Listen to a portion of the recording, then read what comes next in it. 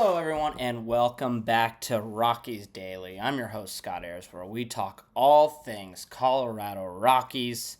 We're in the heart of the offseason, and right now we're in this weird position where it's just kind of the waiting game of what will the Rockies do next. They've been in some rumor mills for different players, they've signed a couple of free agents, but one of the things that I think it's important to talk about today is maybe the place that the Rockies hurt the most, and that is pitching. And there are plenty of free agent pitchers out there, but what makes the most sense for Colorado if they are to make a splash in free agency? One of the more difficult things is to get guys to pitch well at Coors Field. The Rockies really haven't had a great starter since Kyle Freeland in 2018. So, what has the most success? Well, you want to find guys that are ground ball pitchers, guys that can create weak contact. On top of that, you really can't have certain pitches at Coors Field just due to the high altitude and thin air. So something like a curveball has just a little less movement, something like a slider. So pitchers that often use a curveball might struggle more. Not to say that they always do. They have good command, good control. They can actually get past that, but it just makes things more difficult. So there are a couple of different pitchers currently that could be very interesting targets for the Rockies. First is Adrian Hauser. He is someone that likes to use a sinker a ton. 46% of his pitches are sinkers, and that could be something that might be nice at Coors Field. They're known for creating weak contact, and for Hauser, he had a 3.3 ERA. He was traded to Tampa where he struggled in the second half of last season, but could be a really interesting prospect. One that might be a little bit better, that is harder to obtain, but you would have a solidified star. That's Framber Valdez. Also someone who likes to use that sinker, and he had a 3.36 ERA last season, but he would be someone that is the star of the staff. He caused the third most ground balls in baseball last year, something that would hopefully be very successful at Coors Field.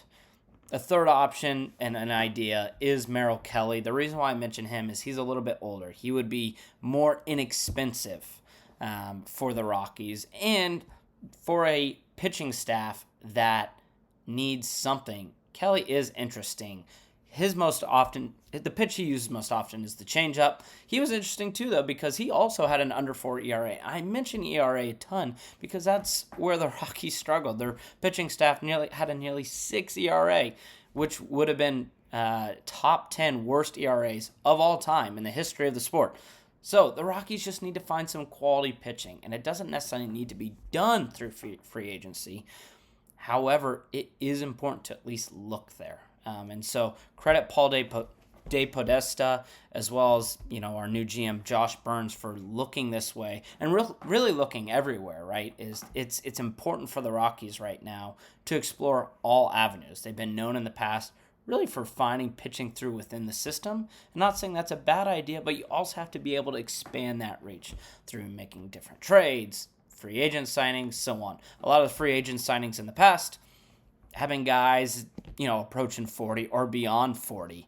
And so to go after pitchers that are still in the prime of their career is an important thing to do. It might be hard to attract them right now.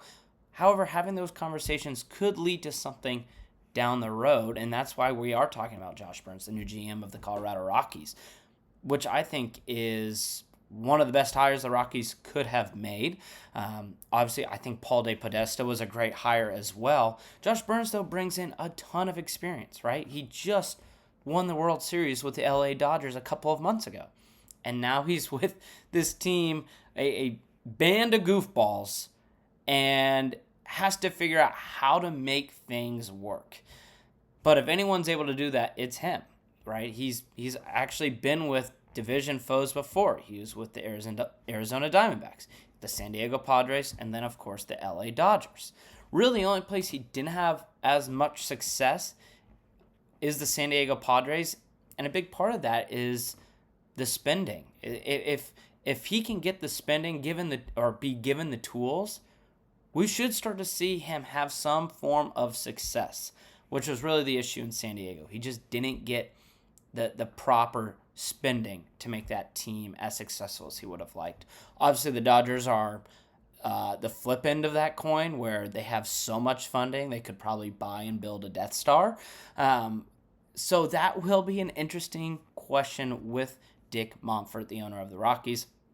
But he's been shown that he's not afraid to spend. The Rockies are currently, right in the middle of the pack when it comes to payroll.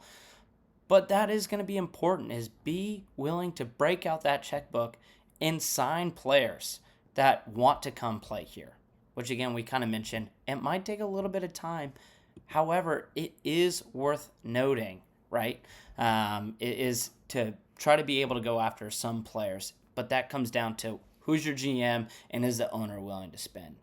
But Josh Burns has mentioned he's excited for the challenge, and that's really what you need a GM to say. He's saying all the right things because it is going to be a unique challenge. Playing at Coors Field is different than anywhere else in baseball. And so this show today is going to be mainly focused on pitching, but that's not to say Burns has his hands full across the board. So we talk about Josh Burns. Let's talk about, obviously, the new hire that the Rockies have made. Alan Leichman is their new pitching coach. They've also hired a new bullpen coach, an assistant coach for pitching. And this is just another move for the Rockies to continue to build out this staff.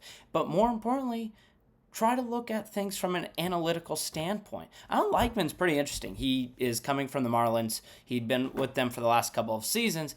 One of the things he did at the end of last season, he was starting to call pitches from the bullpen, which is something we haven't really ever seen at the major league level. The Yankees brought it in the minor leagues, and before that, it was really something that you just saw at lower level baseball. So Leichman does bring something different to the table, which is refreshing because the Rockies were ramming their head time and time against this imaginary wall, and things just weren't working out. So Leichman brings an interesting strategy. We'll see if it actually is implemented this year for the Rockies. But these are the kind of things that the Rockies need to do, right? They need to just do something different. They need to obviously get a little bit closer to the rest of the competition, not only in the NL West, but all of baseball. So Leichman can help bring that. Again, this was one of the worst pitching staffs in all of baseball's history last season. So, with that being said, the hiring of Alan Leichman is just another move from both Burns and De Podesta to try to build out what they think is a good analytical team and department. And these are the kind of hires that you want to see, right? They're all external hires. They cleaned house. They're bringing in new guys. Warren Schaefer, obviously the GM of this team, the manager of this team. And I do like Schaefer in that role as well, really quickly touching on Schaefer. And we'll talk about him in the future. But this is a guy that's been a part of the Rockies. He really brought a positive energy and culture in a season last year that was anything but that. And so I am really excited to see what Schaefer's able to do as they continue to build things out here. But for Leichman, he obviously has his work cut out for him. It'll be interesting to see what kind of impact he has on pitching, as well as what the Rockies will be doing moving forward. And of course, we started this show talking about pitching. In the middle of the show, we said, check, please. Let's talk more about pitching. So I figured we'd end the show with pitching. And more importantly, talking about someone who had one of the best seasons in Rockies history, Kyle Freeland, about 7 years ago. He was a top 5 in Cy Young voting. He had an under 3 ERA, and overall was just a fantastic pitcher for the Rockies. Since then, no, he hasn't had a season under really a 4.5 ERA. He's struggled at times with his control. In 2023, he gave up 29 home runs.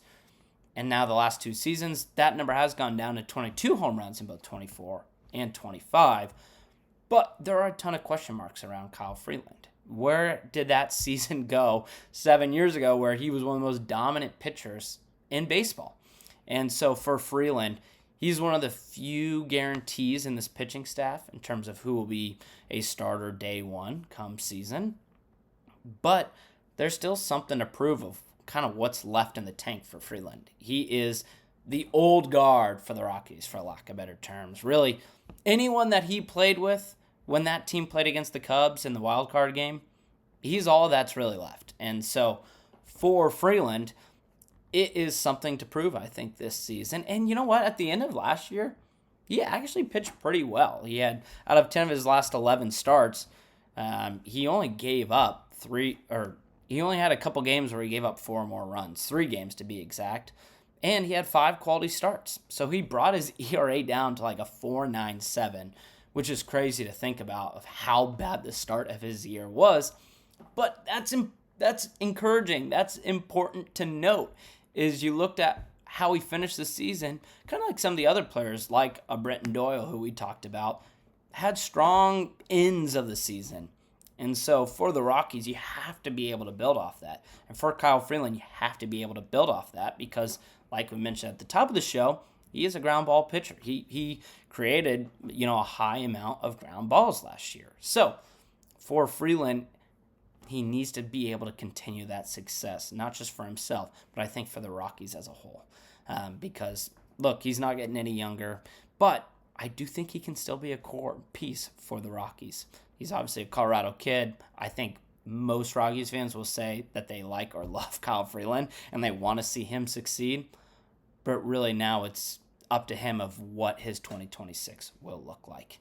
And so with already all the staff changes that have been made, it will be interesting to see what his campaign looks like and the kind of success or struggles that he's going to have. But until then, we'll just have to wait and see.